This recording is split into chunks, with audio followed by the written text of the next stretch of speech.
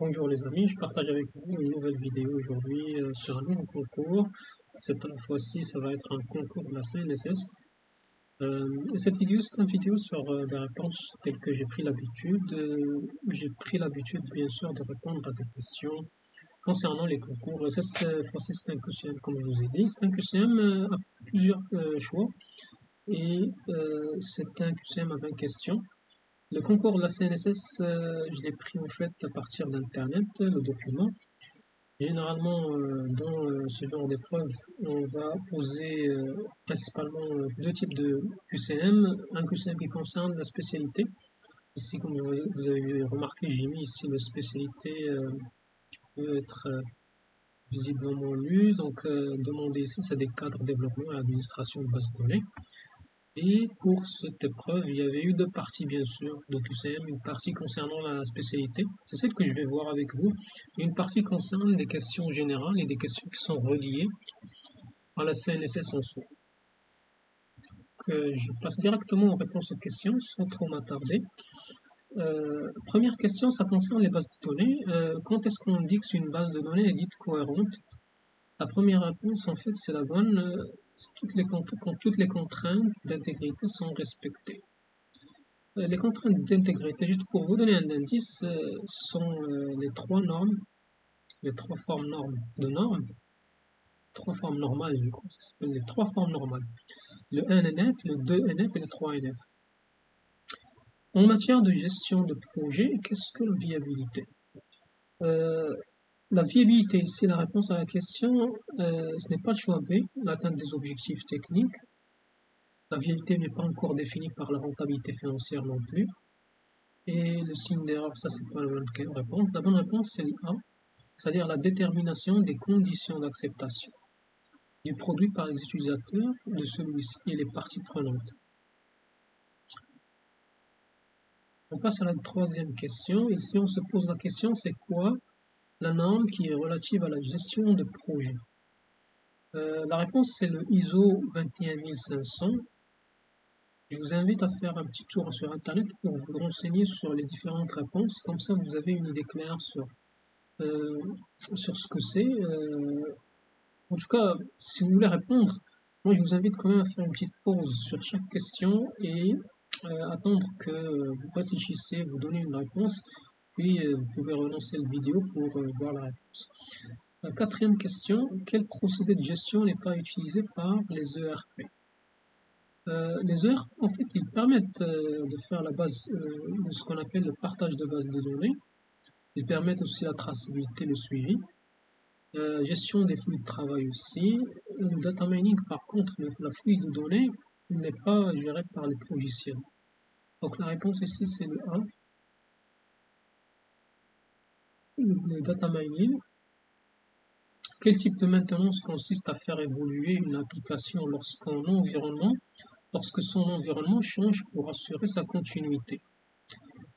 Donc ici, on parle surtout de maintenance adaptative, c'est-à-dire on veut que l'application s'adapte à son environnement. Et l'exemple qu'on peut voir, c'est lorsque par exemple on a une application qui fonctionne très bien dans Windows, mais c'est pas la bonne version. Aujourd'hui, on a passé de Windows par exemple 7 à Windows 8, ou bien Windows 8 à Windows le 10. Voilà, et dans cette évolution de l'environnement de l'application, généralement le logiciel il fonctionnera plus dans un nouveau environnement. Par conséquent, les clients vont demander à ce que cette application puisse évoluer avec son environnement et demander à ce que le fournisseur du logiciel puisse faire une maintenance adaptative. Sixième question, laquelle est qualifiée comme une extension d'un système d'information de l'entreprise à des partenaires distants? La réponse, ce n'est pas l'intranet, c'est pas l'infonet ni l'internet, c'est l'extranet. C'est lorsqu'on parle d'une extension du système d'information avec des éléments externes, et notamment les partenaires, généralement c'est l'extranet. Dans une stratégie de veille stratégique, lequel de ces éléments est indispensable? La réponse est l'entrepôt de données. Ce n'est pas la gestion de relations clients, le CRM non plus, le système de gestion de qualité, non plus l'intelligence artificielle. Quel diagramme n'est ni structurel ni comportemental? Ici on parle des diagrammes UML bien sûr. c'est le diagramme de profil. Dans UML encore, une interface, c'est quoi? C'est un stéréotype de classe. C'est pas une classe abstraite, ce n'est non plus pas un composant graphique, ce n'est pas une agrégation composite. Deuxième question, lequel n'est pas qualifié comme un design pattern graph? La réponse, c'est le D.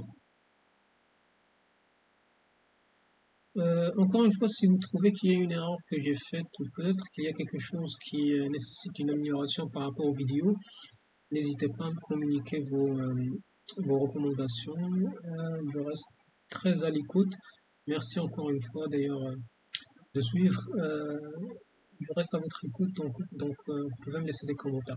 Quel pattern définit une interface pour la création d'un objet en désignant à ses sous-classes le choix des classes à instancier? Ici, on parle d'un design pattern qui permet en fait d'encapsuler la logique d'instanciation des objets. Ce n'est pas l'initiation ou bien la composition des objets parce que on peut facilement se tromper avec le builder, parce que le builder il permet non pas d'instancier, mais il permet quelque sorte de construire des objets complexes. Mais la réponse aussi c'est le factory. La bonne réponse c'est le factory, c'est ce qui permet en fait d'encapsuler en fait cette logique d'instanciation d'objets avec de différents types de classes. Pour ce qui concerne la deuxième question, c'est par rapport à Oracle. Pour les personnes qui n'ont pas vu Oracle, probablement ils vont trouver de la misère à répondre à cette question, mais avec un peu d'intuition, on peut facilement répondre.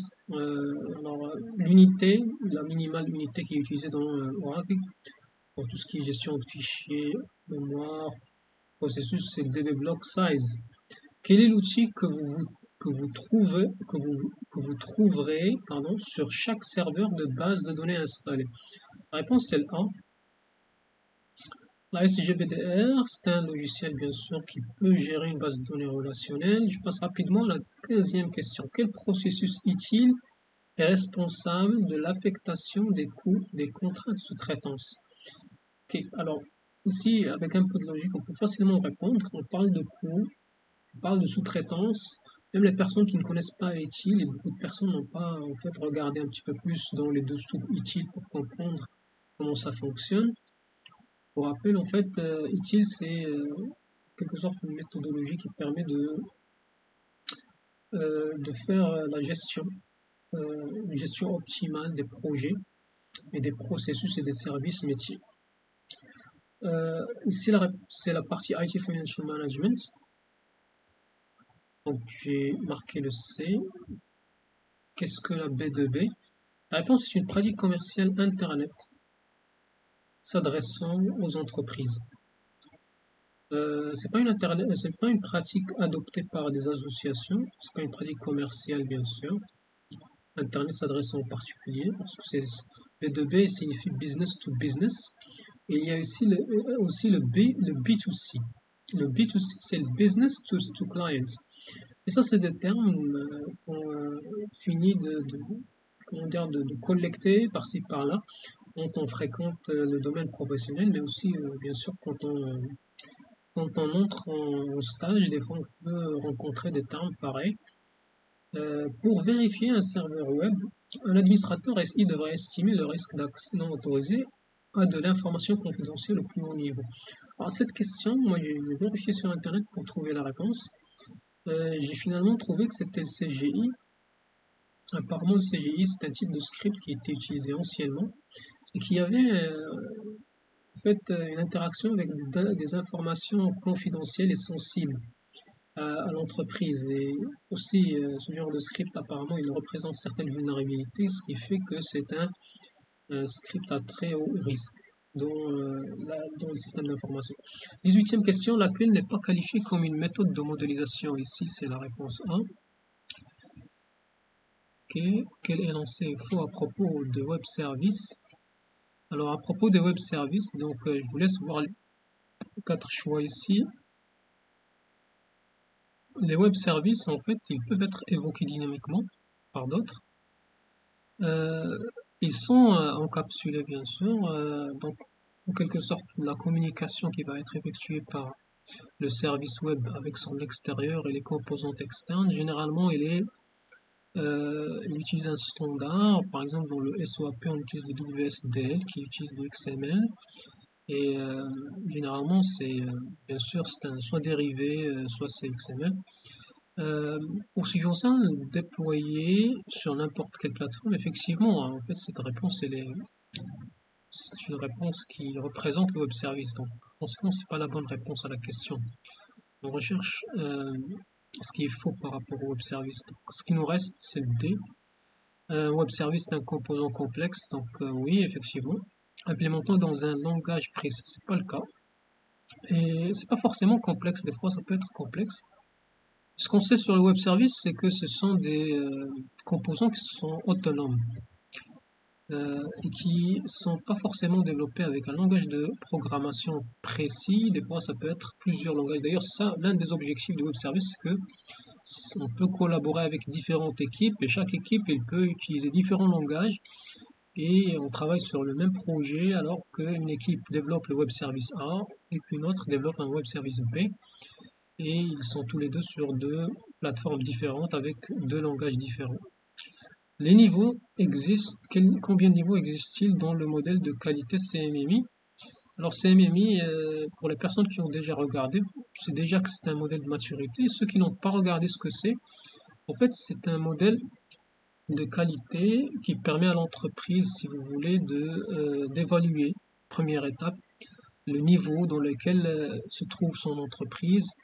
Il y a différents niveaux, par exemple, de maturité. On peut parler d'un niveau, par exemple, euh, où l'entreprise n'est pas, en fait, elle a juste défini les processus en quelque sorte. Euh, Par exemple, ils sont définis, on peut avoir des processus bien définis que les coéquipiers vont suivre et les team leads, etc., les managers. On peut parler de processus qui sont non seulement définis, mais ils sont aussi contrôlés par des KPI et qu'on arrive à aller vers une certaine qualité qui nous permet d'apprécier en fait la mesure des performances de chaque coéquipier et de chaque livrable, etc. Et ça, c'est un autre niveau. Il y a d'autres niveaux qui permettent d'enregistrer la documentation des processus, par exemple, d'introduire l'innovation, des choses comme ça. En tout cas, je vous laisse regarder ces mimis, c'est intéressant de voir. Mais pour ce qui concerne la réponse, le nombre de niveaux, c'est 5. Ici, c'est 5. Donc, comme ça, on a fait le tour sur toutes les 20 questions. Et on peut dire que pour ce qui concerne cet exercice, on est quand même dans des questions qui ne sont pas très compliquées. Cependant, je vous invite à faire un tour et regarder un petit peu les questions par vous-même. J'ai déposé le document sur mon GitHub. Vous pouvez toujours me laisser des messages pour vous envoyer peut-être le document au complet avec les questions générales, etc. Et voilà pour ce qui concerne cette épreuve de QCM, la CNSS. J'espère que vous avez apprécié cette vidéo sur ces réponses. Et je vous dis à très bientôt avec une nouvelle vidéo sur un autre concours. Au revoir.